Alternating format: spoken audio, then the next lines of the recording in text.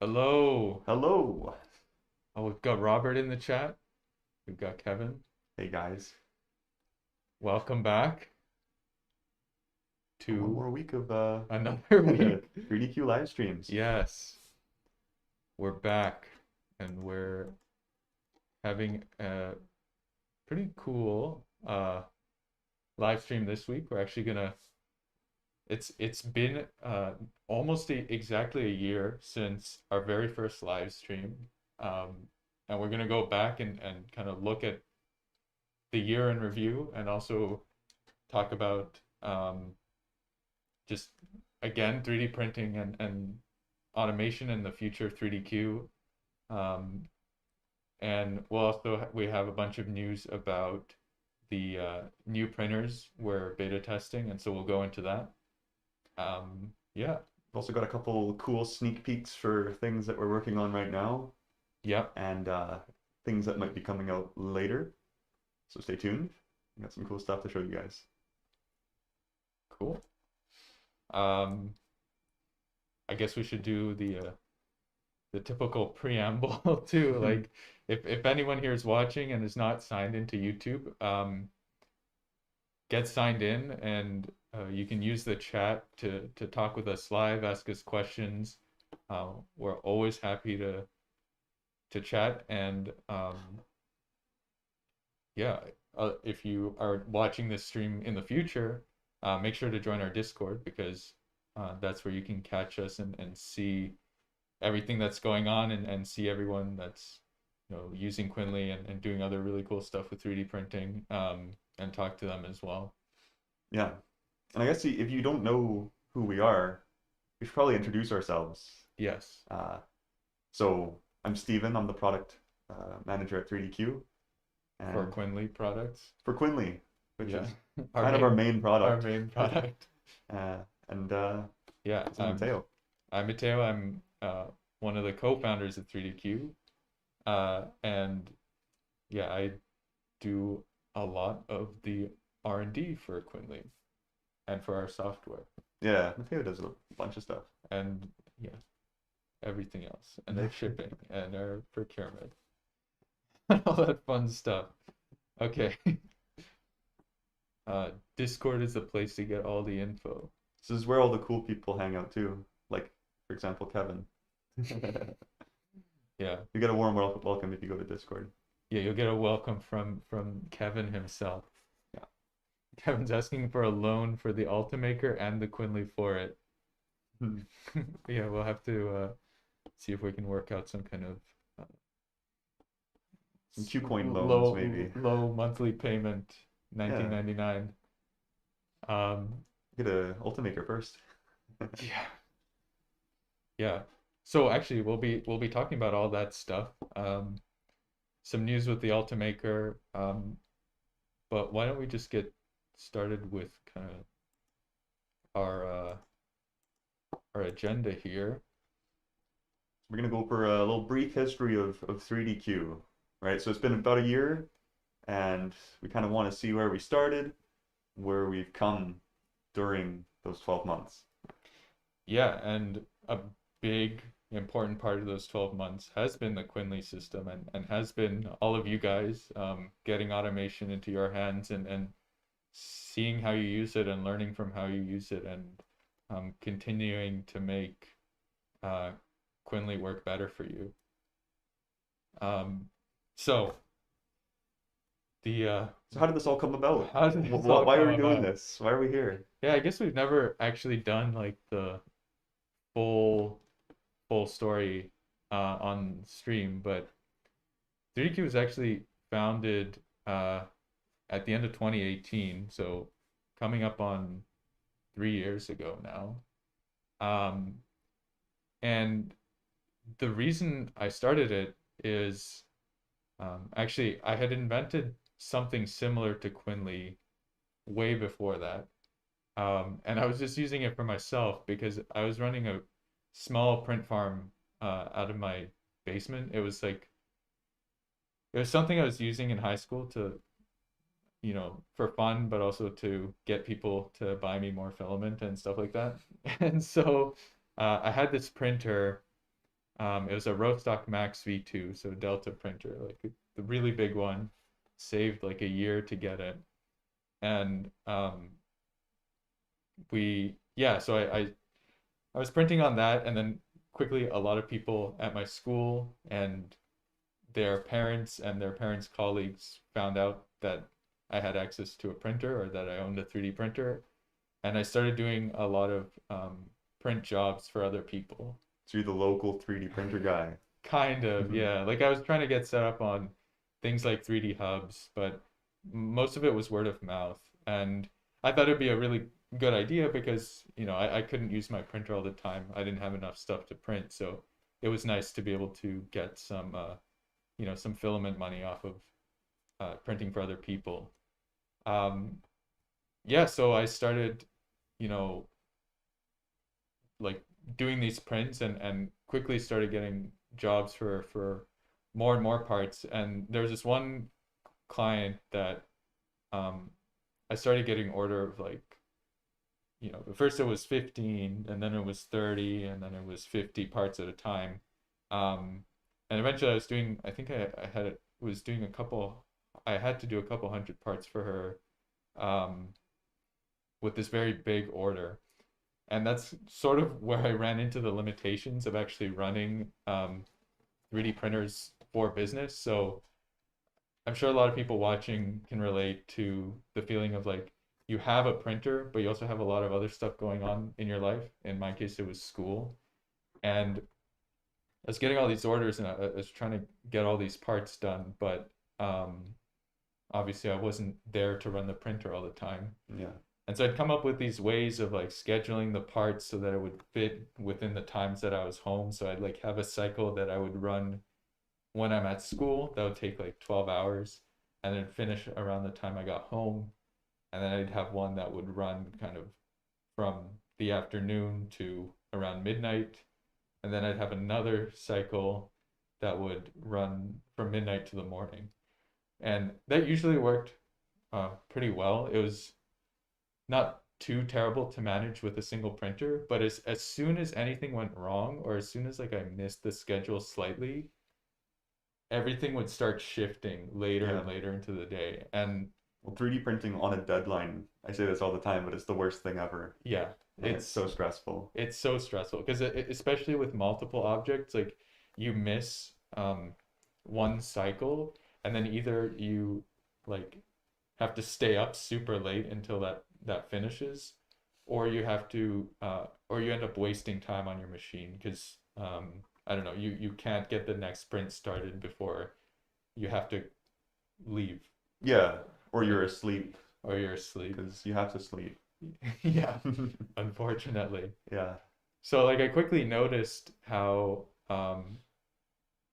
the first of all, I was like messing up my schedule, just trying to print all of these things on the deadline, but also noticed that the printer itself was actually not running at 100% capacity, despite all of this work I was putting into creating separate jobs for different time lengths and trying to schedule everything.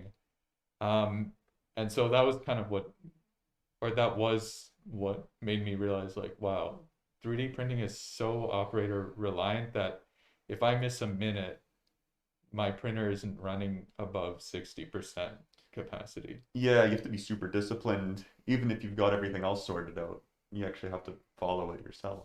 Yeah, and I mean, you could even just have like fluke failures and that can throw off your entire schedule. And it was just Yeah. really stressful. So I started looking at like, okay, well, where am I being the bottleneck with this machine? And the most obvious thing is actually having to be there to remove prints, reset the bed, and start the printer again. Um, so that's what I started looking at solving first, and that's um, when I started or when I developed the vapor bed. So actually, the first vapor bed that I worked on is still around, like it's still usable, and it's like Since 2018. it was before 2018. That was Oh before wow. 30Q's even founded. Yeah. So like I think it's 5 years old now. Yeah, Vapor's still working. The good version, yeah. Not none of the bad ones lasted that long, but the first like First true Vapor bit. true Vapor lasted 5 years, yeah. Yeah, and it freed up so much of my time. Like I didn't have to worry about I used to use like ABS slurry and um like I tried the glue sticks and then I tried like an Elmer's glue slurry because that's PVA as well. Yeah, I was a glue stick guy for a while. Yeah. And it turns out there's like an art to actually applying the glue stick. Like if you overlap them too much, it becomes too thick and it messes up the bottom finish. And anyway, it was just not having to do that was amazing, and I immediately just having a way to auto remove parts increased my throughput so much and just reduced the amount of labor I had to work on it. So um, yeah, eventually we kind of founded 3DQ on the idea that this is probably a problem that a lot of people have in 3D printing, and when you look at the broader market implications, it's a huge constraint to the entire industry because 3D printing is so labor intensive. There's no way that it can grow, as fast as they say it will, because it's going to always be limited by people. Yeah, when you started that right at the beginning when it was still kind of a hobbyist thing, but now 3D printing's growing like significantly every year. And we're seeing people do more and more like production with 3D printing. So it's kind of cool that you got this started before production 3D printing became kind of mainstream.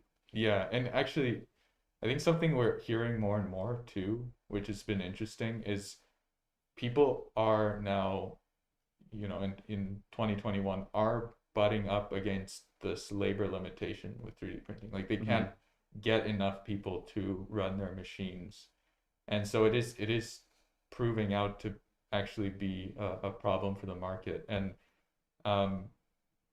like I was looking at, I've mentioned this before in the stream, but I've been looking at kind of the market projections for how many printers they think will be out there by the end of the decade. And they say, 106 million FDM printers are projected to be out there. And at current kind of usage patterns at labor requirements, that's 4.5 million skilled people running those machines, which is like an insane amount of labor. I think that's 10 times what there is out there now. So it's a small country worth of 3D printer operators. Yeah, literally. I would not want to live in that country with 4 million versions of myself. But yeah, it's kind of basically what it's showing is that unless there's some kind of technology that will allow a single operator to run more machines, there's no way the industry can scale the way they're saying it is. So that's kind of like, okay, this thing I invented might actually serve this purpose. So let's try to commercialize it and try to get it out there and see whether it actually does that or not. I like it when you said before, it was easier just to start a whole company than to continually scrape your bed. Oh, yeah. This is your famous quote. Yes, yeah, it seems easier. I don't know. I dislike scraping that much that founding an entire company around not scraping parts was easier. So yeah, 3DQ was founded in 2018, and then we actually it's kind of interesting if you look back at the news and stuff of what we were doing then before COVID. We'd actually started with doing enterprise level systems. So what we had was something called the Q Pod, which is we were working on when you joined us, Steven, which was 9 printers in like a single cell made of aluminum extrusion. And if this sounds familiar, it's because what Prusa had just launched looks almost exactly how the Q Pod looked. Yeah. Which is really funny because like 3 years early. Yeah, yeah, 2 or 3 years earlier. But it was that kind of system, and all the printers were connected, networked up, and we had job dispatch, and like some pretty some I guess some pretty cool like printer control stuff where you would just have a central queue and it would go to any printer within the enclosure. Do you know if we have pictures of that in our? Not in the stream actually, no. Oh, okay, we can But pull some up. yeah, so these are some of the pro and enterprise features that we've been talking about. That's what where we started, and that's how Quinley was, or like the software was kind of designed around. Yeah. So these features are kind of already like they already exist. We just need to actually turn them into a real product now. Yeah, So it that's was why, kind of interesting. Like we went to beta with that system and we had one installed. We'd installed some beta units in the US and yeah, so like when we talk about pro features, which we'll talk about at the end as well, um, like a lot of that software has actually already been developed and is now like 2 years old. It's yeah, just that rolling it out to actual customers and rolling it out to like Quinly users is a bit of a different process and we can talk about that. But yeah, it's kind of interesting. That's why we say like when a lot of people are making suggestions about networking printers, we're like, we actually already have that developed. We just have yeah. to implement it into the customer facing product. Um, Kevin is reflecting back on the previous streams where there was actually some without a mask. I think we only had There's like one.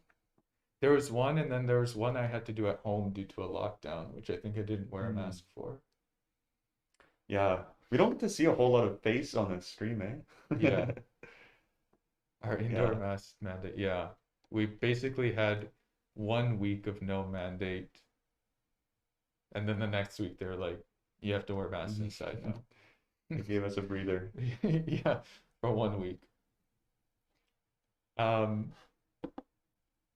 yeah, so that's kind of leading up to everything leading up to this year. So because of COVID, what we decided to do, so we couldn't go to our customers and install like any more systems in the US because of the travel ban.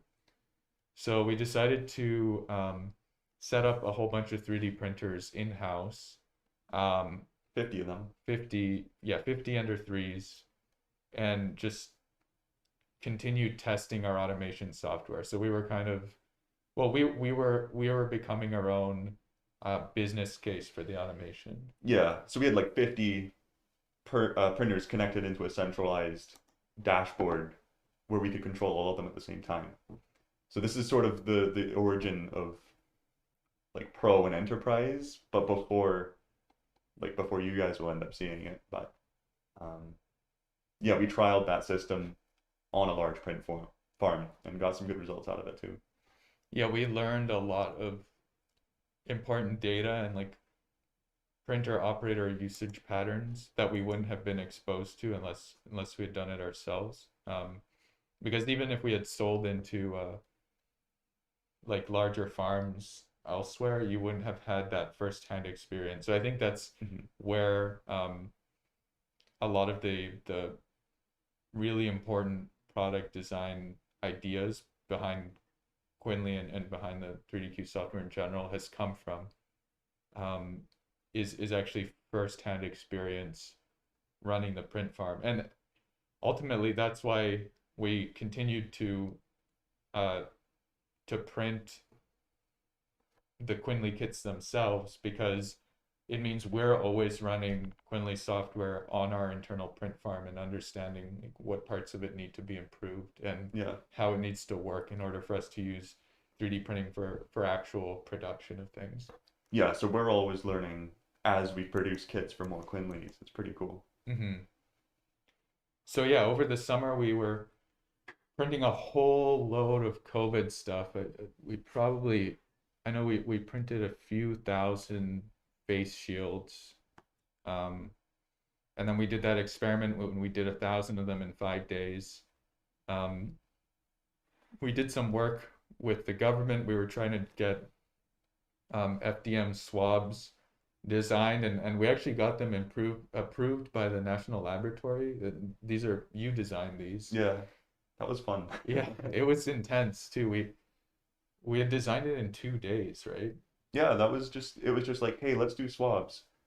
And then I did swabs for like 24 hours, and then we sent swabs out to Yeah. see how they performed. And they actually did slightly better than other like real swabs. So Oh, that was really? pretty I didn't cool. know that. Yeah, they performed like equal and then marginally better. Oh, that's crazy. So I was pretty impressed by That that. was super cool. Yeah, there because our the Canadian government, I guess. I don't know if it was a federal or a provincial project, but they had put out a request for like because all the supply chains. This was in um I think this was in May or June. Yeah, early summer. Yeah. It basically all the supply chains were down and we couldn't get swabs into the country and actually Canada was really bad on testing early in COVID just because we couldn't get enough supplies for testing. And so the government put out this request and we were like, okay, we have 50 printers and let's try to design an FDM printable swab that will get approved. And yeah, like that we Steven spent 2 days designing it, testing it, and then we sent a whole bunch of them to the lab and they actually um they did get approved, like you said, same or marginally better than some of the other swabs they had tested. Um, but then I think we ran into issues with like the government ended up changing requirements quite a few times. Yeah. And by the time they actually like settled on something, um, the shipments that they had ordered that had been delayed had come in. But it was like, yeah, it was pretty, So they just like delayed until they didn't really need it anymore. yeah, it was, I don't know. I don't know how much I should say, but it's a very frustrating experience because once we got approved, we could have started manufacturing them at 14,000 swabs per day at our Yeah. facility and like instantly and then scale up from there.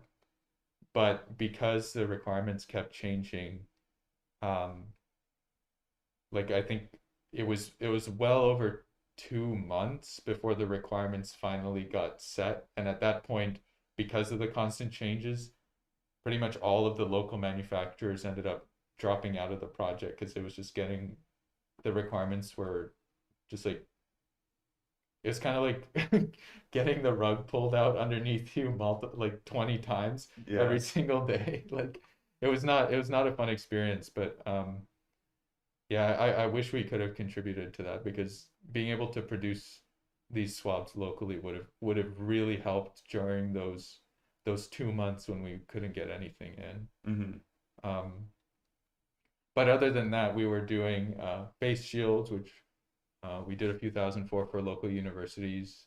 And that's how we did our 1,000 hour test too. Yeah, So we did about 1,000 hours of printing on 9 Quinleys just to make get some stats based on like if you actually use Quinley for real production, 9 printers all printing the same part, how good would it actually be under realistic, printing conditions? And so we got about 99.7% uptime, which is better on than every other print farm in the world. yeah, yeah, on nine Period. machines. Yeah, Yeah. it was a really impressive result. So that was super exciting. And I guess towards the end of the summer, we started looking at like, okay, COVID's not going away anytime soon because people had thought it'd be kind of a done deal by, September is what Oh, they were how saying. naive we were. Remember This will September, blow over in a couple months. yeah, September 2020. It's like, oh, it's just a summer thing. The sun will kill it. And yeah, we were so wrong. But um, so when like we kind of looked at it and we're like, okay, realistically, we're not going to be able to travel for, another 8 months to a year. So how do we get automation to people without having to go and install a giant system on site?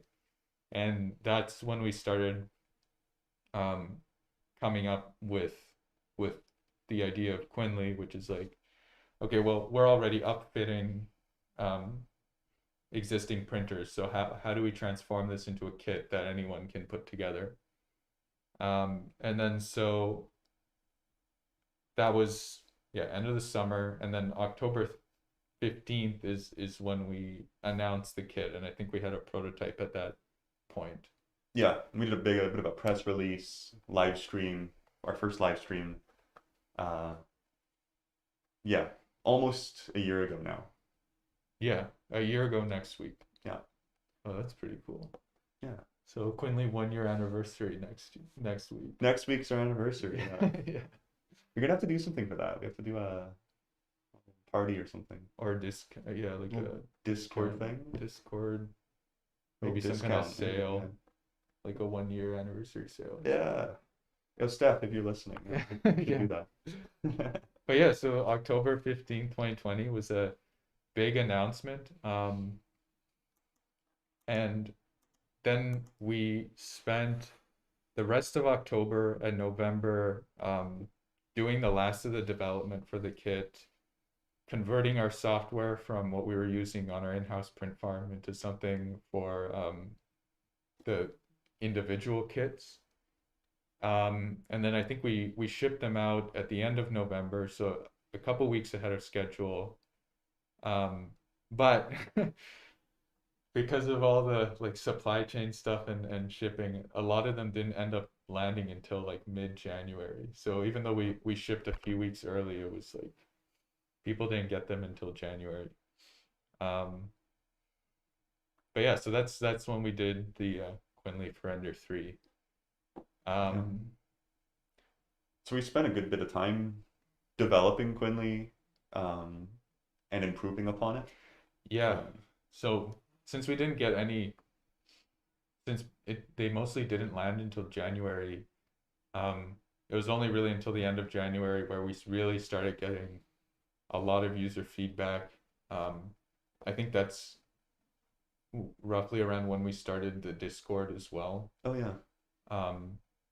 Yeah, and I remember in January or in February, Steph and I called every single customer to see like what are your expectations and like how is it working. I remember we called pretty much everyone over the course of a couple weeks to talk about it.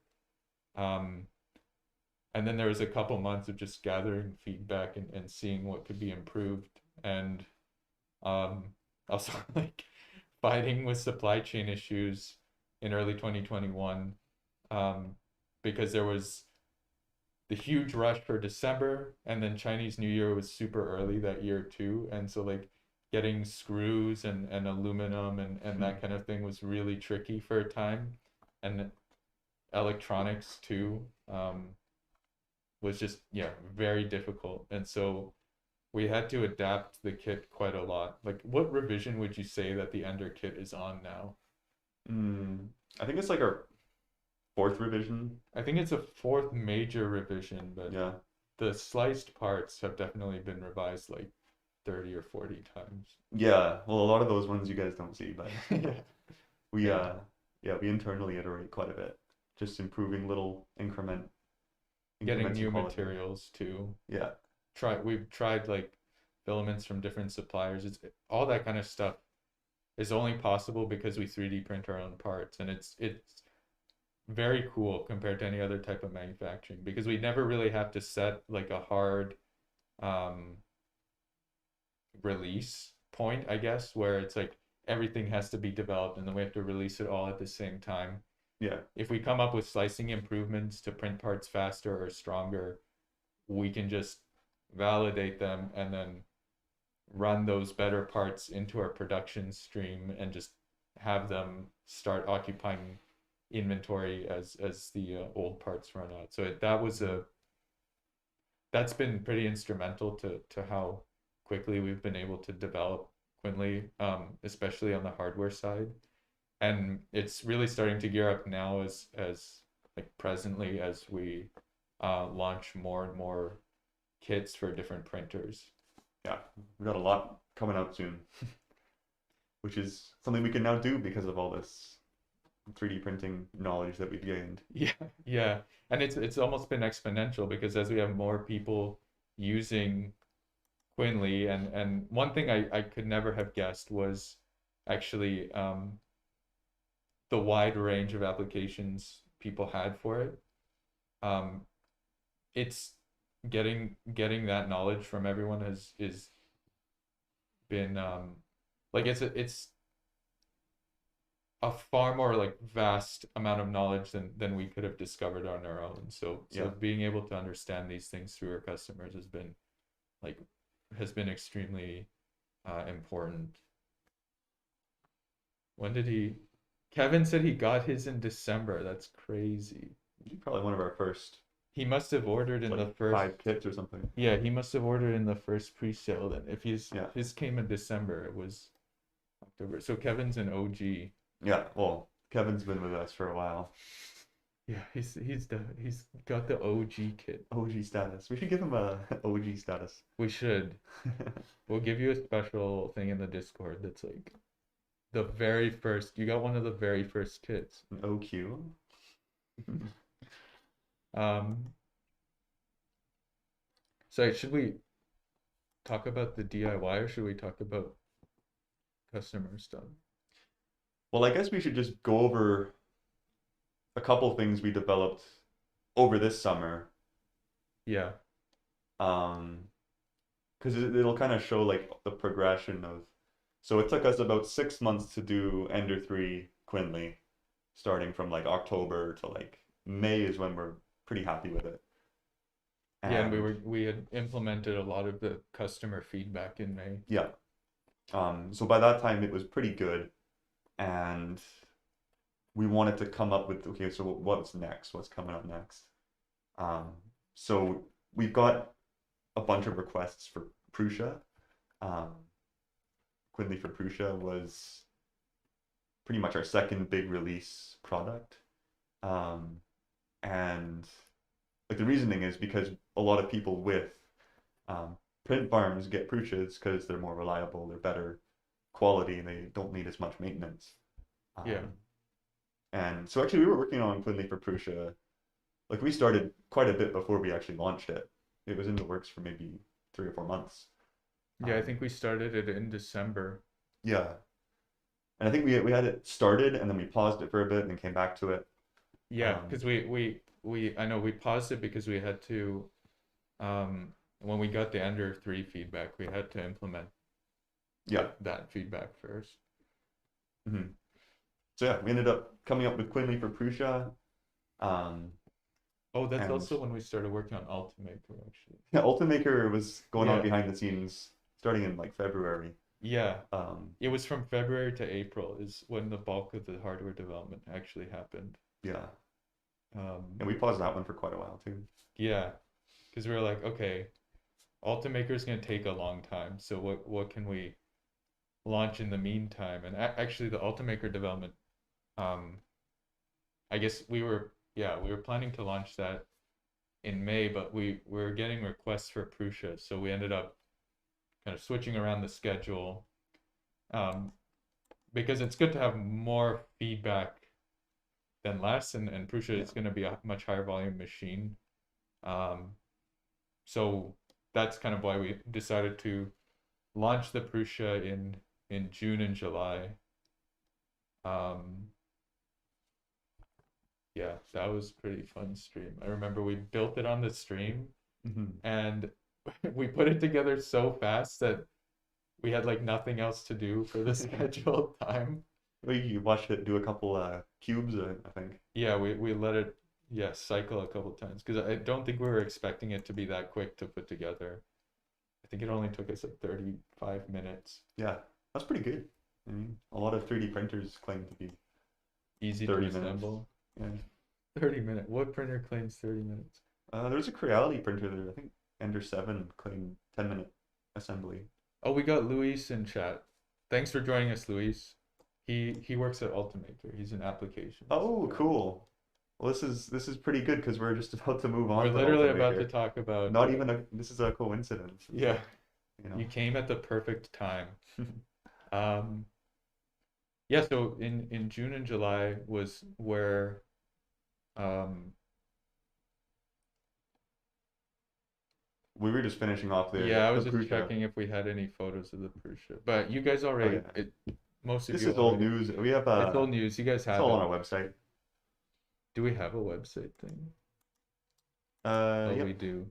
yeah, we can do our. No, we'll move on. The Prusa is a Prusa. We've It's covered the cool. Prusa. A lot of people like it. It's been fun to develop for and um yeah, I'm interested to see how the Quinley for Prusa compares to their big system because Yeah, it'll be nice to do like some kind of it's like analyses three thousand analyses. dollars per machine or like I think with our kit a Prusa is $1,100 so like three times less. Well, you've already got the Prusas as well, That's true. Then you it's know, then only like it's four hundred 450. dollars. Yeah, So, yeah, interesting. I'm curious to see how that plays out. I got some ideas on how it will turn out. Well, I Okay. won't say them on stream. Okay. These are private thoughts. Private thoughts, yes. Okay, so we're almost caught up. Um, and then the end of this summer is when we did two really big developments. So we finally announced the Quinley for Ultimaker because we got it into a state where we were kind of ready to beta. And Quinley for Ultimaker was the first dual material printer we had developed Quinley on, and something that had kind of come about just just it was an interesting experiment and it was a good opportunity to try it on the Ultimaker, but um, our friends over at SCC in Kentucky were doing experiments with metal filament, and Hmm. so we were like, hey, we've got a dual extrusion machine. Why don't we try metal on that? And so that's when we um, figured out we could automate the printing of green metal parts with polycast as a raft and then the BASF 316L as the part. And so that was like two very major R&D developments was the Ultimaker was ready and also you can automate metal parts on an Ultimaker, which is like a super cool announcement It's gonna to open up a bunch of doors, I think. yeah, it is. Well, literally, it actually the doors open We'll automatically. show that. We'll show that in a second. Yeah, Oh, I can show it now, right? yeah, you can, yeah. Okay, here's the Ultimaker. Let's. We'll show it. We can like yeah, put it a couple times. We have another stream coming up next week. We'll be talking a bit more about some of the stuff. Tell private thoughts in Discord. We'll tell you the private thoughts, Robert. I mean, I think a lot of people can guess what we are, but here we are. We're tiny now. Yeah. So this is the part release for this is a demo that I did this week about just to show how large of a part we can automatically release from the vapor bed. Um, so people are asking like, oh, how, what about large parts? What about things that'll get stuck on the bed? Yeah, and the Ultimaker has a a bigger bed than any printer that we've supported in the past. Yeah. So what I just printed there was one of the prints that we do at 3DQ, but it's 200 by 200 millimeters, and it's a big square, and it completely releases from the bed, and it got wiped into the collection bin, no problem, with our arm. Um, so yeah, some of the things that we've been doing recently are just testing different shaped parts just to see how they get cleared from the bed. Um, Trying like everything we can do to make it fail, and then we'll see how we can fix those. But for the most part, unless it's a really, really, really weirdly shaped or designed part, pretty much everything clears reasonably well. So, um, yeah, testing's going nicely. And actually, the beta will be starting later this month. We'll be sending off kits. Yeah, we're just waiting for parts to come in. Yeah. And yeah, we've got a lot of people actually signed up. Some pretty exciting. A couple big universities. We've spoken to Duke and Purdue. Um, I know in Kentucky they just got an Altimaker, so they're going to be for testing this. That's great. Yeah. Yeah, so they're going to be testing this. They down in Kentucky they're testing pretty much all the products we develop. Um, I know Luis wants to get his hands on a kit as well, so we have to arrange that. And yeah, there are a whole bunch of people we're working with because the Altimaker is a much more industrial machine, so we have to have a more, methodical beta where we actually like go and address everyone's business case and make sure that the system is developed the way that they need it to be. Um, with hobbyists, like the applications are like a lot. Um, how would you say it? Like it's much more like much smaller scale kind of things. Yeah, I think there's fewer like external requirements too. They Yeah. just want something that automated, something that works, whereas other people have kind of like different issues that aren't really related to the hardware itself.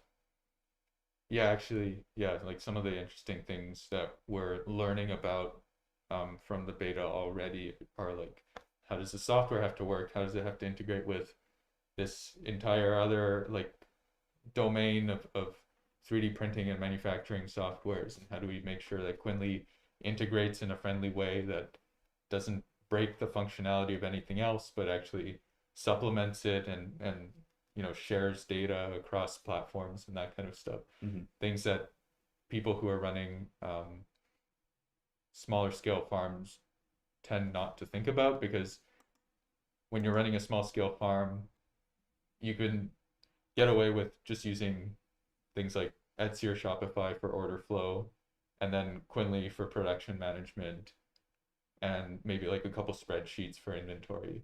Hmm. But when you're looking at like a huge print farm, they have all sorts of complicated software you have to integrate with. So that's been a really interesting to learn about and to build tools for. And actually, the Altimaker is going to have some pretty cool Altimaker specific features um, that we can, yeah, that we can't really do on any other printer because their software is like pretty robust, pretty fancy. Yeah, it's easier to work with them on stuff Yeah. than try to replace Then yeah, anything. yeah, it's less of a retrofit and more of like an actual developing for a system rather than developing on top of a system. Hmm. Um, if that makes any sense to anyone. So yeah, that kind of catches us up. Um, and something you'll notice with these timelines is uh, things are speeding up as well. So what we've learned over the course of launching these kits for the different machines and like for the Prusa and the Ender and the Altimaker and then like the 20 variations of Ender that actually exist So that when you aren't say it like that, that oh my aren't God. aren't documented. There's like 24 different 24 different hardware configurations that we have to support for the Ender. And even like there's some stuff with the Prusa where there's three different versions of the Pinda probe that we have to deal with. Right. I mean that we have to work with. Deal with, Let yeah. me rephrase that. That we enjoy working with. That we enjoy working with.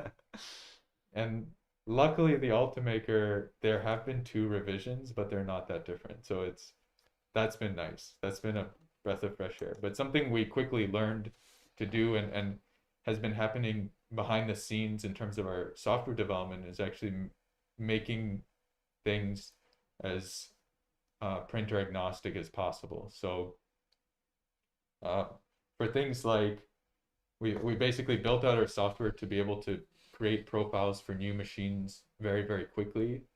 And the hardware team is now pretty optimized. Like how long is it taking you guys on average to design for a new printer? Yeah, I mean the bulk of the work gets done in about 4 or 5 days, and then it's just a few testing cycles. But Yeah. that's actually not a lot of time. It's just there's just a delay between each iteration. But it's more like, oh, this part needs to be like 5 millimeters longer. And the reason for that is actually a lot of the times for the new printers, like we can't just buy every single variation out there. So we'll send kits out to people and we'll develop on printers that we don't even have direct access to. Like we'll set up remote access and work with someone. So considering that like the hardware kit is basically developed before a printer would even ship to us. Yeah, So yeah. So some of these we've developed kits for printers without actually having the printer. But we know this stuff well enough that we can actually do that. yeah, Um, and there's enough like in our software, there's enough troubleshooting like and logging that we can understand when things are going wrong, like how to fix it remotely, which is really which has been really beneficial. And so it's like those types of tools that we've been working on for the last year in the background will just make it easier and easier to develop for more platforms. Um, I guess to date, the most complicated thing we've had to develop for is probably the Ultimaker because it works, in a completely different way. We have um, the doors that open automatically, and then we have the arm that actually pulls the part out because we don't want to tilt the machine. Um, and the doors, like, you have to get around them somehow. yeah, We don't want to remove the doors because that compromises like the thermals of the machine. Um, so yeah, that was a bit of a more complicated project, but even that still took us, a month and a half of hardware development. So yeah, it was very quick. Although we did have a big team on it. I think we had 6 people working on this at the time. yeah. We'll do two on hardware and mostly Two on software, was it? two on software, and then me, and then Tabby, Me and Richard. and there was a hardware intern too at that time. Was there? Was it maybe Dominic? I think Dominic was helping print stuff. Yeah, Yeah, so it was like Dominic was a good guy. I remember rest in peace. fond memories of Dominic. Rest in peace. Off He's studying. still around. He's still He's around. still around. He's he's still finishing up his degree. Yeah. But yeah, this one was complicated. Yeah. But yeah, we've reduced our development time by so much that now this month we've announced beta for the CR10, the CR6 SE, and the Sidewinder, which is like we've never announced 3 betas like within the same month. Yeah, well, Ultimaker's in beta too now. Oh yeah, Ultimaker too. October, so That's true. that's So four four betas right concurrently, now. Yeah, whereas previously it was one at a time. So yeah. So we'll see how that goes. yeah, but these because we've learned how to do it. So now in 2022, for example, we'll probably be releasing kits faster than we're doing it right now. Because it Yeah. should be Well, right now slightly exponential. we're at a rate at 1 per month if we're in 4 betas right now, because most of those the goal is to have them out by the end of the year. So Yeah. Yeah, so that's going to be Sidewinder, CR10, CR6, SE, and Ultimaker. will the final Ultimaker be printed or have mold injected parts? That's a good question. I think it depends on the volumes. So the betas are going to be printed, and then depending on like, if we have to do 10,000 of them, it would have to be molded. Like we could afford to mold inject some of the parts. Wouldn't want to though. Yeah, we already do this stuff. And we know it's good. We would want to keep them printed, but it also depends on like aesthetics and stuff. So we're trying to figure out a way to keep the aesthetics really good. And we now have like partnerships with filament suppliers. We can get filament done in custom colors if we wanted to, or like matte finishes and stuff like that. We've got some actually. Can you show the E3? Oh, this is really nice. It's not going to show up very well, but I'll show it on the camera. you zoom in on it. Yeah, this stuff prints out so nice. It's almost cheating. Does it show the zoomed in frame? Yeah. So like this is a 3D printed part. Where are the layers? There are no layers. That crisp E3. Yeah.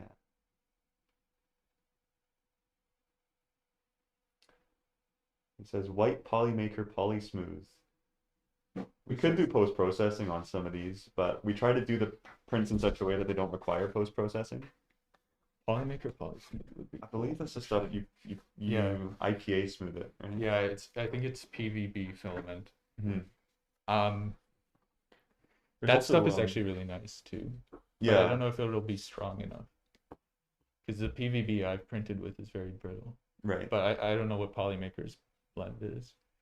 Um, but yeah, we've depends on the volumes and also depends on like how critical the parts are, but we would like to 3D print them because kind of I think it's a demonstration of our vision to do end use products at high volumes and Yeah. keep them 3D printed. And the other nice thing is that we're able to quickly address any sort of issues, more so for the beta where we like will be able to have customers print updated designs themselves, Yeah. or we can print something here and ship it to them depending on Well, who this it also is. would help with, if you need a replacement part, you can just print another replacement part because the parts are designed for 3D printing, not injection molding. Although we should say that the Ultimaker testing, like the repeatability testing, you've done like 60,000 cycles, right? Was it 60? 52,000. 52,000 Close cycles, enough. which is 6 years worth of printing if you're doing only 1 hour parts, right? Yeah.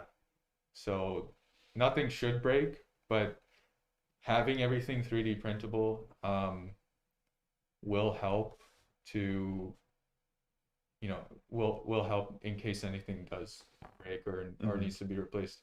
Or I don't if now people who use Ultimakers, this is more of like a Prusa thing, but if a new design comes out, for example, being able to self-service it and upgrade might be an option. It's Mhm. just nice to have those doors open, whether or not we actually do that or whether or not the customers actually want that. It's nice to be able to keep those things open. The other thing that's very important is if the Ultimaker changes, we need to be able to adapt our design very quickly. Yeah. So it'll be like, oh, please download this firmware update. Please download this hardware update. Yeah. That's pretty cool. You never do that. And I don't know how the Ultimaker platform is going to change in the next couple of years, but um, investing in a bunch of molds only for a new printer to come out in 18 months is probably not a good Yeah. business decision, I guess. It goes against what we've learned and what we can do with our own printing. Yeah. Um, so that we hope to keep 3D printing the parts and actually working to demonstrate like 3D printed parts can look beautiful. They can look just they can look good enough to use for final products. Yeah, embrace the layers. It's just brushed aluminum, but Yeah. plastic, Yeah, but plastic. you know. Um, yeah, it helps with development for sure. Yeah. Um, where are we in our recap? We're at present We day have now. reached present. So yeah, what have we learned over the last year of um, people, well, ourselves using Quinly and people using Quinly? Like we spend a lot of time talking to our customers and getting feedback. Actually, right now there's an ongoing, we have I think 20 beta testers for the new software interface actually. So Yeah. it's like very highly involved and we've learned a lot from talking with all of you. Um, I think one of the most impressive stats that we've able to confirm externally, so we've confirmed it ourselves with our print farm, but what we've confirmed now with, across hundreds of customers is that automation reduces labor requirements by over 90%. So that's definitely That's like Quinley automation for 3D printing reduces your labor by 90% or more. or more. Yeah. Yeah, like 90% is kind of like the lower bound there. Yeah, which is really good confirmation of automation works. It also means that on average, a person can now run 10 times as many machines if they spend the same amount of time as they currently are. And we've actually seen that reflected in a lot of people who have gotten Quinley actually get more 3D printers shortly after. So it's a Hmm. very interesting effect that or a usage pattern that we're seeing across people who are automating their system with Quinley. They'll get a Quinley and then they'll realize, like, wow, I have time to run more than one machine. And so they'll get a second machine or a third machine. And even though they have 3 times as many printers now, they're still spending less time than they were with the single printer. So it removes the barrier to entry for more printers. Um, and something else interesting that we're seeing is the amount of material use and filament use has increased by about 4 times as well. So that was an interesting thing to Hmm. learn. And now people are exploring getting bigger spools or how to order spools in bulk. And so that's going to be an interesting thing going into the future, like figuring out for people using filament for production, like what is actually a good filament delivery system. Yeah, let's show some pictures actually. We've got some of these as um, just like showcase pictures of what people have printed with Quinley. Do you want to drive the slideshow or is it automatic? Oh, I'll click through.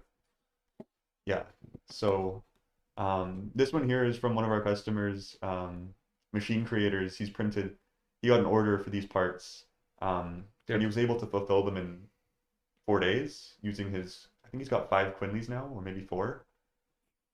He's four. Four He Quinleys. posted in our Discord this morning, I think. Yeah. So these are like full plate. You can only do one per plate, essentially. And there's 36 of these. I counted them. I think It's a 6x6 grid of parts, I think. Louis says it's literally my job to provide 3D printed parts as alternative to traditional supply chains. Yeah, so Cool. he's on our side. Let's 3D print Very as nice. much as we can. Um, So here are some good examples actually of more 3D printing for uh, customers. So here's this was Thomas. We had him on the stream a couple weeks ago. yeah, Thornhill Woodworks. Yeah, and he actually runs a business, Bentwood Ring Supplies, and he sells these ring sizers, and he's printed thousands of them with Quinley. So this is a small Yeah, selection. I can't remember what the count was. It's literally like I think he has 2,000 in stock, and he's sent out like a couple thousand more. yeah. And he's capable of printing over 100,000 per year if he runs his system at full capacity. So that's really cool. And keep in mind this is so if you were to mold or machine this, there are I think over 2 dozen different parts that he's printing with this. And Yeah, there actually are some other products that he prints on his Quinleys as well. yeah. So yeah, for an idea, I think there's about it goes from like size 2 to 15 Hmm. and half step increments. Yeah. So there's like almost 30 different sizes of ring to accommodate. Yeah, hit the stream with Thomas was really interesting. Mhm. Here's one from Eric. We've mentioned him a couple times so far, but he's in Kentucky, and this is actually when he proved that automation reduces labor by 90%. He printed these Iris boxes, which are kind of free giveaway items that they give to people. Um, but he was able to produce these using 90% less labor than manual 3D printing. Yeah, he had actually done a paper on this or Yeah, a study. and I believe he was able to do this in, I think, 1/3 of the time Yeah, that it would have taken to do manual as well, roughly. Yeah. just because of the human limitation. And this was the last one. One of our customers uses, I think, 3 Quinleys to print all of these square enclosure looking things. I'm not actually sure what they are. This is Giovanni's Right, setup. Giovanni. Yeah, and this is just an impressive scale of 3D printing for production, you don't need a huge team of people to run these things. It's just like one person, The two funniest printers. the funniest part with this too is like we don't often find out just how much people have been printing until like they've printed. Someone once, it was Jeff Parker. He just casually said to me like, "Oh yeah, I printed 400 parts this weekend." And I was like, "What?" Like Yeah, that's insane. You should tell people that yeah, like no, no individual who does 3D printing as a hobby or who does it, part-time can say that kind of thing. I printed 400 parts this weekend on yeah. my three machines, and it's like, or I think it's four now, but still, that's like an insane stat to just drop so casually. Yeah, it's becoming normal now. It's Like with Giovanni too, like I know I helped him get set up on Discord, Mhm. and I didn't hear too much from him for like a week or so, and then he Yeah. sends me this photo. Wow. I'm like, holy crap, you printed so many things. Like Yeah. it's awesome. I'm just wondering how many secret people are there out there who just like used Quinly and produced thousands of parts and just never said anything. Actually, Luis told me a story about how they found out about like some secret users that they had. I don't know. Oh I yeah. don't think I can repeat it, but it seems to happen kind of to everyone that There's just some just power like, users that don't tell anybody. yeah, like top secret power users. Oh yeah, and then Oh yeah, Jeremy. I I think don't we have think his. we, He's our final one here. yeah, so Jeremy did these. We had him on and talked about this, but he did these basically product displays for all of his sales card trucks, and now he's working on a new invention, and he had done 5-part prototypes, and he had printed 15 iterations of the 5-part prototypes, and each iteration he would print like multiple sets. So I think we determined he had done like 1,000 prototypes over the Yeah. course of about a month or two for this new product he was developing. And that's just like, if you go into, you know, like if you were to speak to a mech engine industry and be like, have you done 1,000 prototypes of this product before you launched it? They're gonna say no. I spent hours and hours, simulating things and making sure that it was perfect before I sent it to the fabric to the fab. But um, yeah, like actually having individual people being able to say my product has gone through 1,000 iterations is kind of crazy. Yeah, well, just the ability to continually improve upon a design without having to invest in expensive Yeah, prototyping. there are no walls between your prototype and your final manufacture, which is Yeah. very Yeah, once you interesting. dial in your prototype, you just hit go, print 100, print 1,000, Yeah. and that's it. You don't have to get a mold. You don't need to change your design for mass production. You just go with it. So it's been awesome over the last year learning and seeing people use the the system to its fullest potential. It's so exciting to see it actually. Yeah. Like we're seeing more and more 3D printed products, and I think we estimate, and we're trying to get a better numbers, but we're estimating that across all of our systems that somewhere around 250,000 parts have been printed in total, including the ones we printed here. But yeah, 250,000 parts is kind of a really high number considering people have only had this in their hands since January, and actually the majority of people have had this in their hands only over the summer. Are we gonna get like a little victory message for whoever prints the millionth Quinley part? We Congratulations, need you're to, the 100 I want to millionth. implement that somehow. That'd be so funny. Click here. Click here, big One flashing millionth. pop-up that comes up. Yeah, we can take inspiration from the 1 millionth visitor on websites. Um, oh yeah, and also we should talk about um, we did a joint kind of video collaboration with Mitsubishi, who we work with for materials. We can play that here. There's sound on this, right? Yeah, there should be. Okay. You can adjust it with the slider.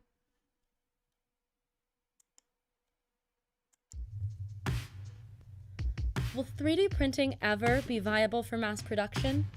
At 3DQ, it already is.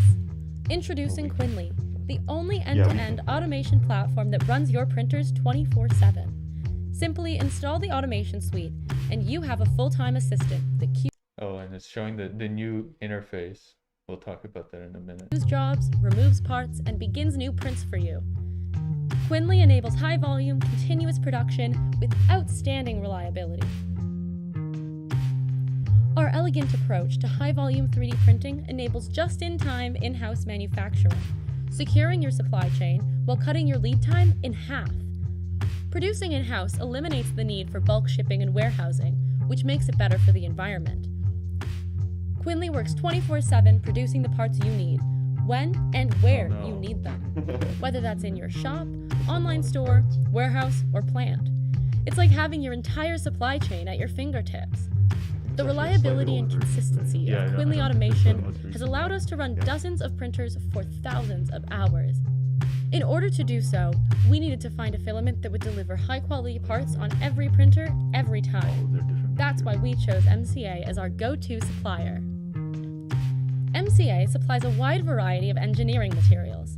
With Quinly automation, our customers are able to print high volumes of I have to pause.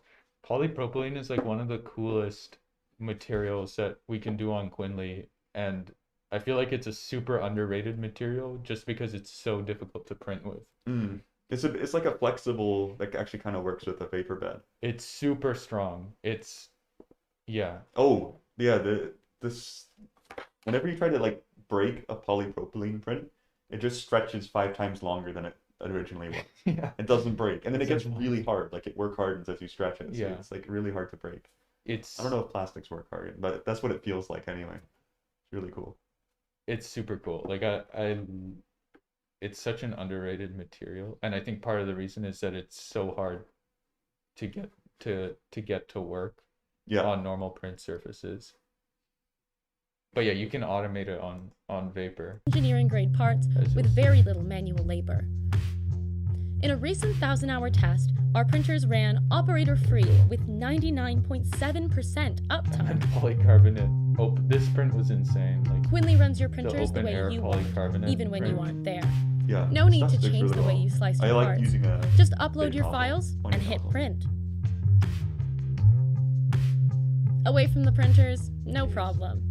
With Quinly, you can remotely view, cancel, restart, it's a or change the old version of the Ultimaker wiper. order of your prints. Quinly even supports multi-material printing.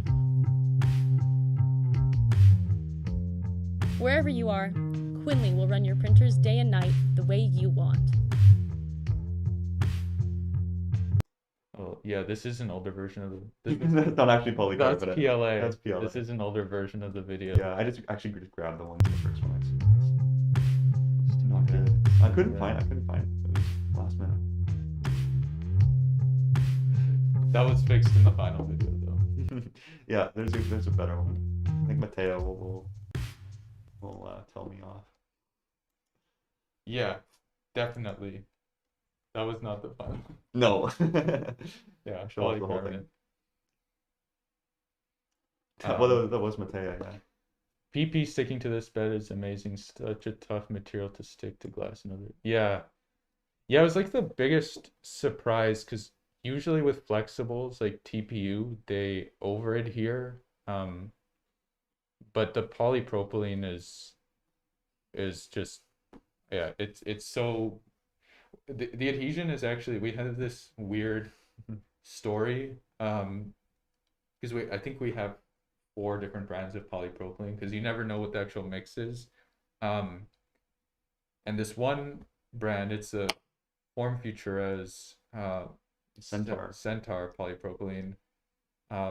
It sticks so well when hot that like some polypropylenes will warp when they cool.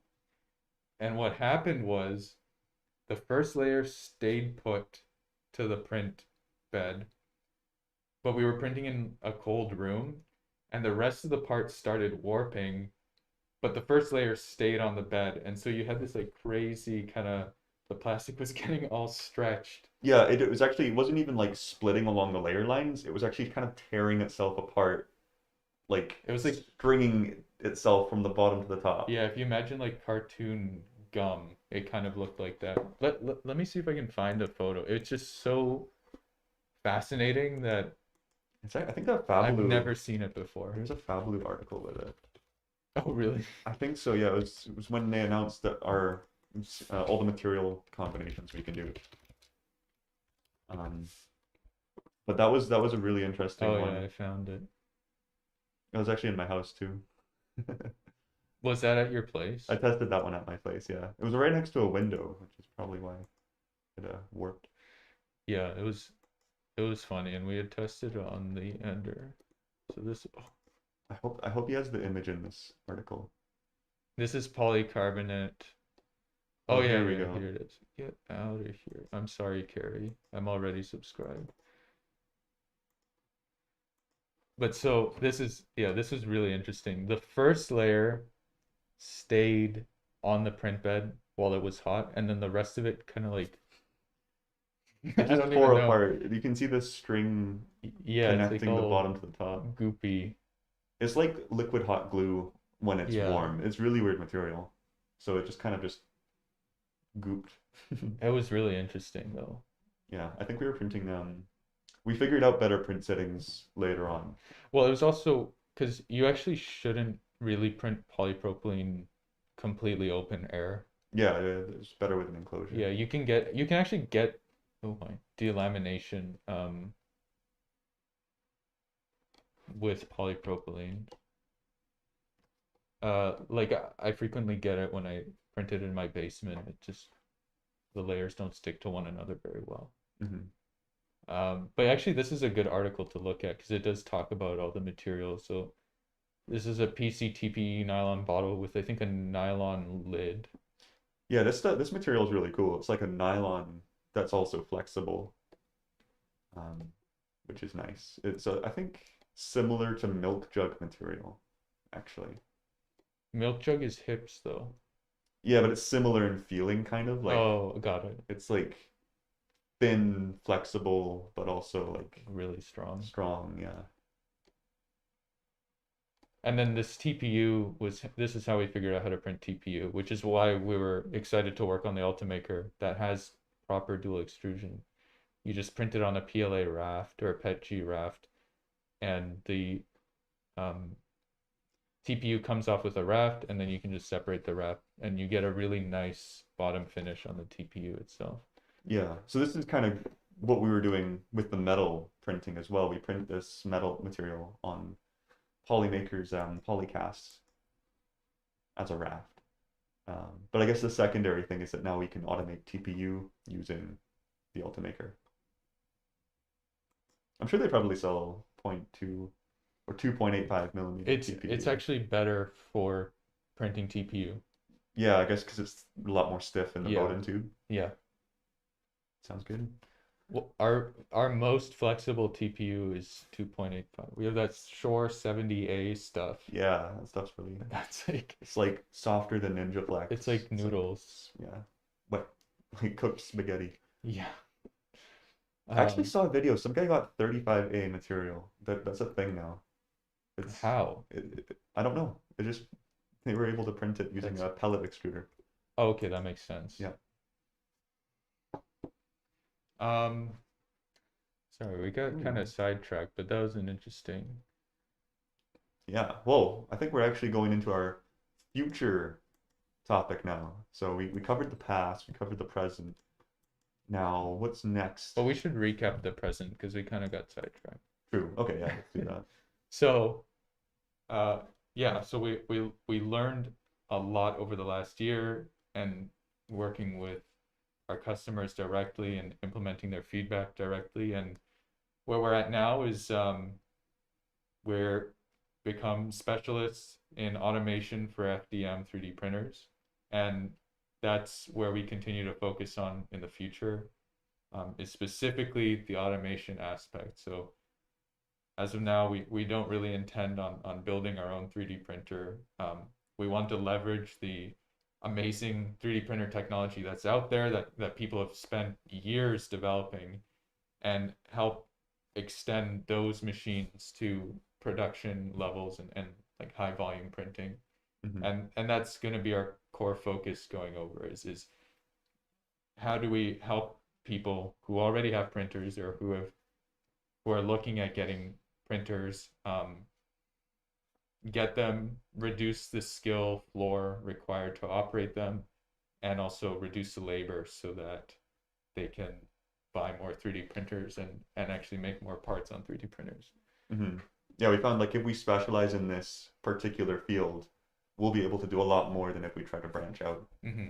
And we're actually the only company in this space that specifically is working on just the automation and developing, you know, a printer agnostic cross-platform automation system so that you don't have to make sacrifices um, to like the printers you've already learned how to use and the models that you've already sliced and developed for a particular system. And I think that's going to be a very um, important point for anyone who's looking to use 3D printers on a larger scale. Yeah, actually, that's the thing that people are usually surprised to learn is that you don't actually need to change your G code to work with Quinley. You might need to change your nozzle temperature or something, but your slicing profile can be the exact same as what you're using already. Yeah, and that was the intent with the system. It's like make it as low friction as possible.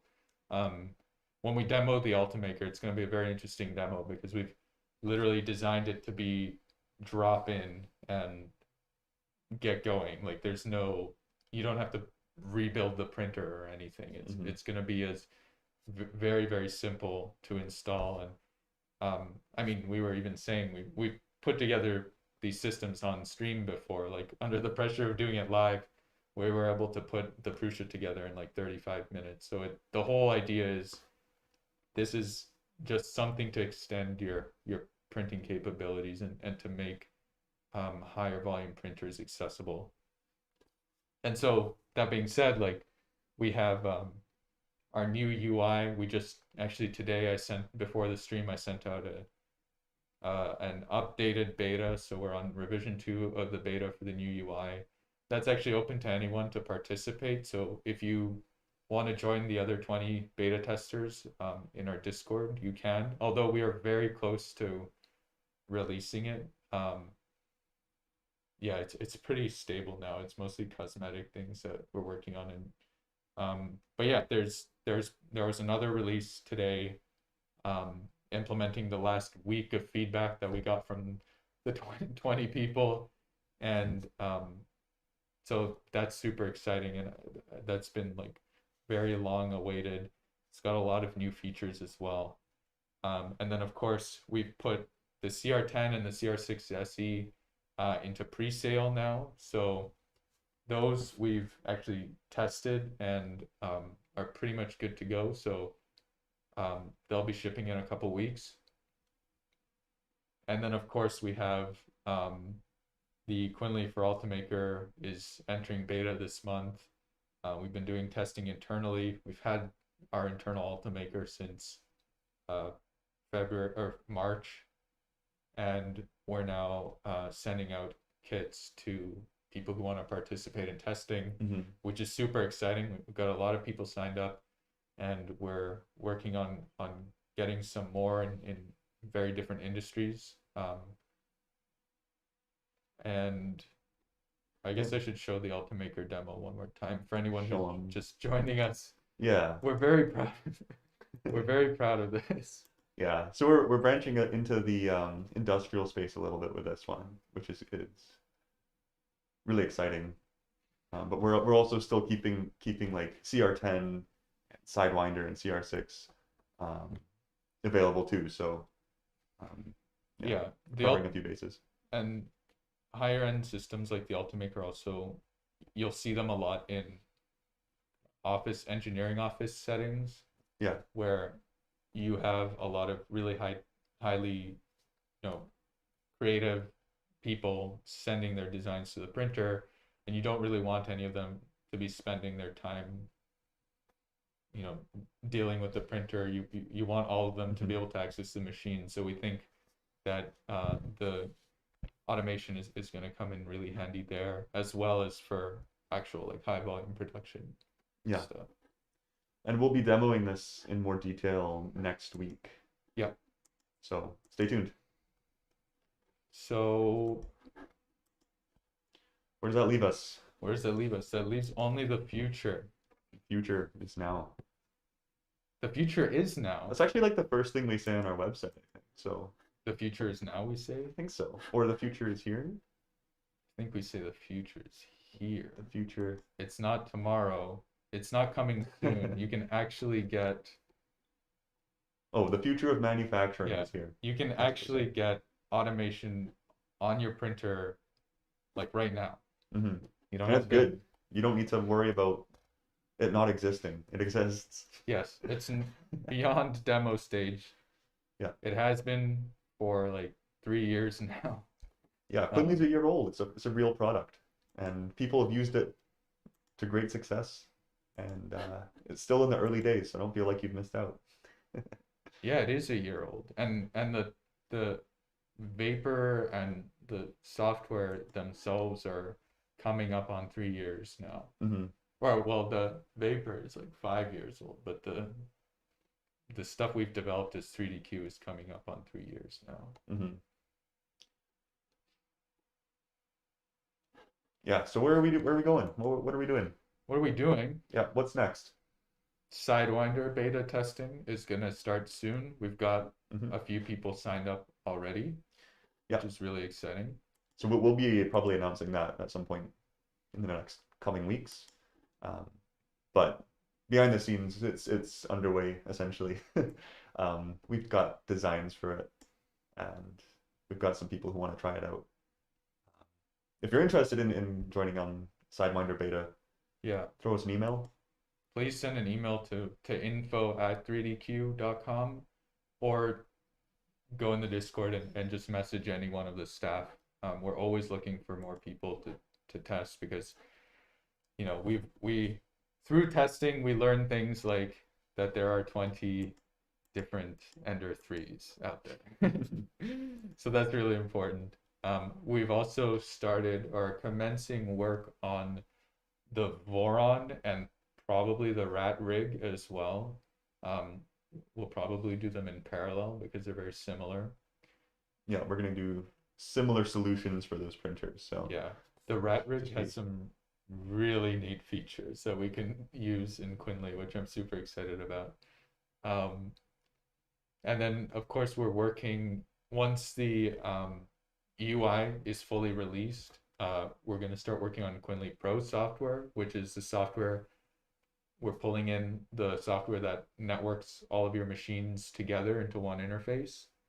And it will have features tailor built for things like print farm management, print distribution, remote like internet access. we can actually show some pictures while we're talking about this, just Oh, of yeah. the mock-ups we have.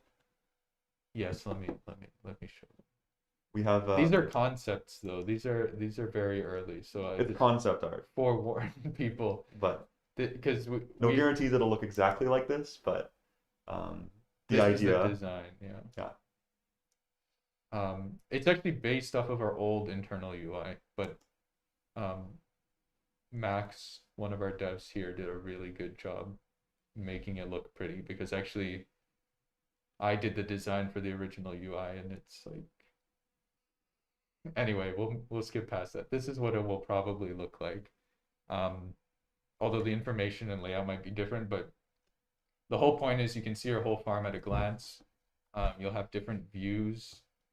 And then these again, these are just kind of concept views, but you'll be able to track things like filament usage per machine, and we're going to try to implement like filament estimate. So how much, you can see the gray portion of the bar is how much filament is there going to be consumed by this job and how much is going to be remaining, that kind of thing. Sorting printers, how do we make sure that the printers that need your attention come up to the forefront, that kind of stuff. So that's what we're working on in the background, as well as software for the Ultimaker itself, because we want to. Ultimaker is a really nice, um, uh, what is it called? Like Like ecosystem. they got a really nice ecosystem of hardware and software, Mm-hmm. and so their cloud software has a lot of really great tools built in. So we want to make sure Their that digital factory. yeah, that's it. The Digital Factory Cloud um, has has some really nice features that we want to integrate with and like pass data back to. Yeah. And also as part of like gearing towards more print farm type things, we'll also have farm like across farm um, analytics, things starting to work on things like tracking inventory of different parts,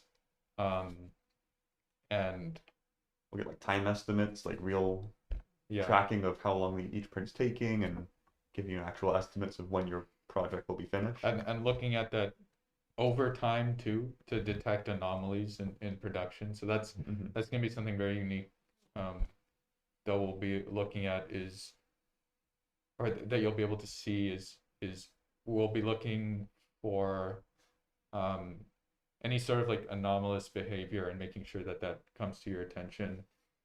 Um, and then those of you who were tuned into a couple streams ago, we showed off Leah's machine vision model, which is able to detect 14 different types of print failure. So that is also going to start moving ahead as we work on Pro. Although that feature specifically will be available to everyone. It'll be available in the free version as well. But it's just that work on implementing it is going to commence. Yeah, and I know that's a jumble of features, but the whole point is how do we make sure that your time is spent designing really cool parts for your printer and parts for your business and not actually running and managing the printers themselves. Mm-hmm. Yeah, and you don't need to worry about farm management. So having all these printers doing their own thing, you'll really have to only worry about like a central queue, or for the Pro version, your queues per printer, and you won't need to worry about like micromanaging each individual print. Yeah. Yeah. And it's nice. It's been basically a year since, or it's been a year and a half since we had our print farm, and so it's nice to finally be able to release those features to people in the next little bit. So that's going to be cool. Yeah, the future is bright, as Kevin says. The future is bright in all caps. And the future is Quinley for the Threed. The Easy Threed, the $60 printer. Speaking of that, Kevin, there's gonna be a surprise in your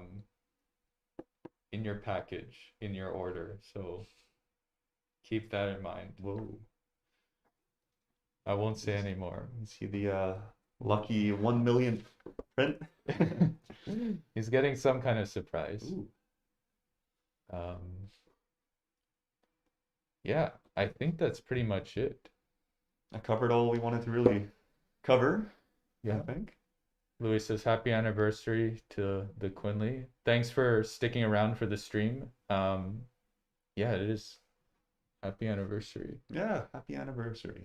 Quinley anniversary. Quinley anniversary. And it's your 18-month anniversary. 18 months. Yeah. Year and a half anniversary. Yeah, that's true.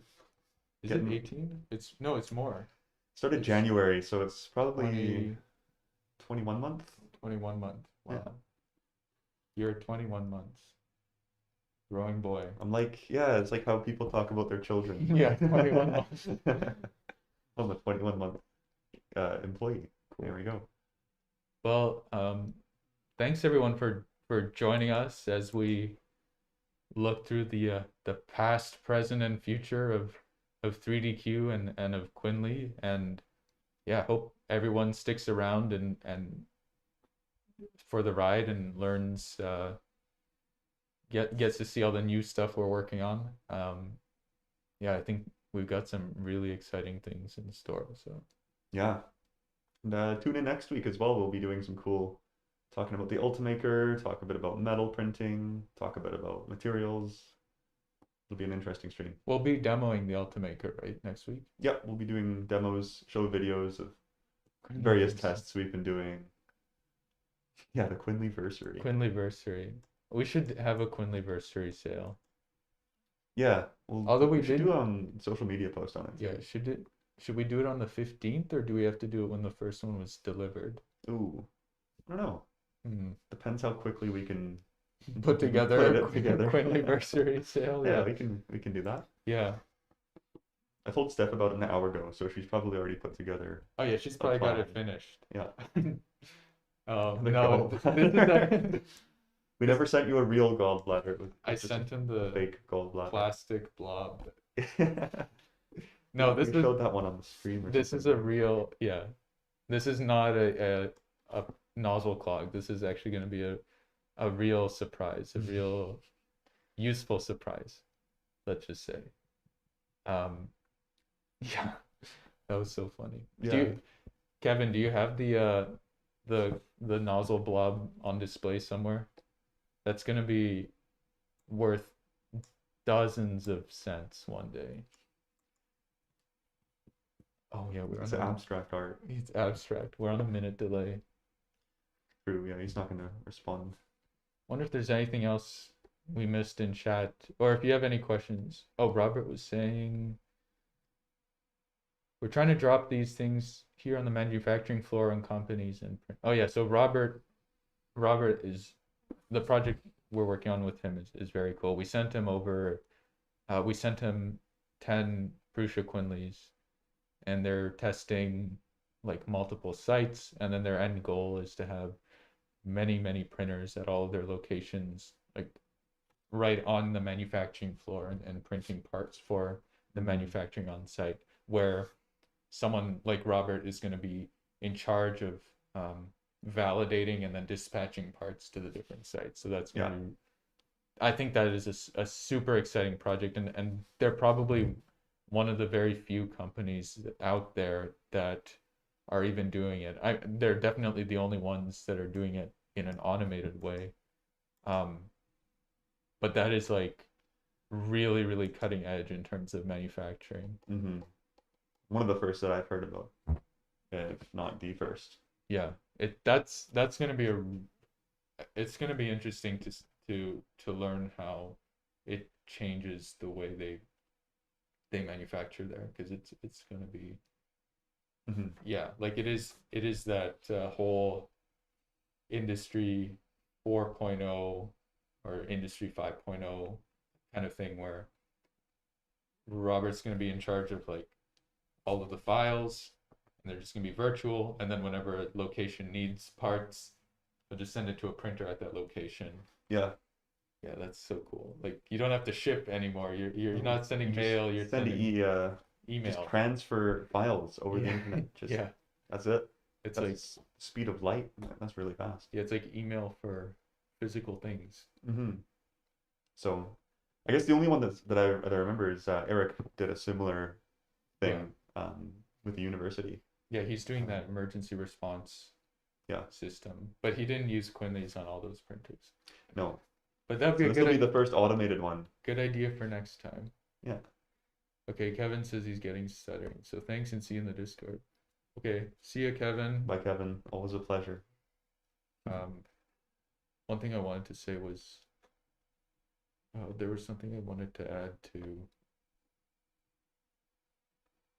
Oh, I realized like what we're kind of doing with Robert is like basically setting up a network of fax machines, but instead of a fax machine, it's like it's a 3D printer on the other end. So whoa, that's cool. We could tell people that. People who don't understand what we do, it's like a fax machine. It's like a fax machine, but for plastic. And there's going to be a significant portion of people who don't know how fax machines work. Yeah, it's only going to target like a very specific age range. Yeah, I don't actually know how fax machines work. I just know that You can fax You people like can- random things and they you have to can- print it. Yeah, you send it to that number and then it gets printed. That's all I know. So you can send files to that printer. Yeah, maybe comparing it to Obsolete antiquated. technology is weird. Yeah, obsolete technology is not good branding. Anyway, thanks everyone for sticking around. I hope to see you all again next week on the Ultimaker showcase stream. That's gonna be really exciting. And yeah, we've got a whole bunch of stuff in store. I don't have to say it again. Make sure you're subscribed if you aren't already, so that you get a notification for next week's stream. Robert says he likes the facts. Oh, You know. someone appreciates it. 'Cause some people do get it.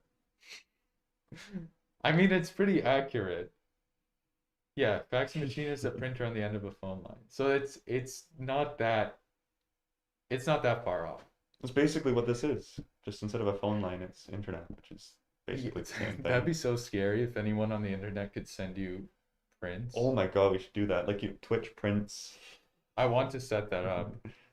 That would be. Send us random G code unverified. Yes. Do what you I want.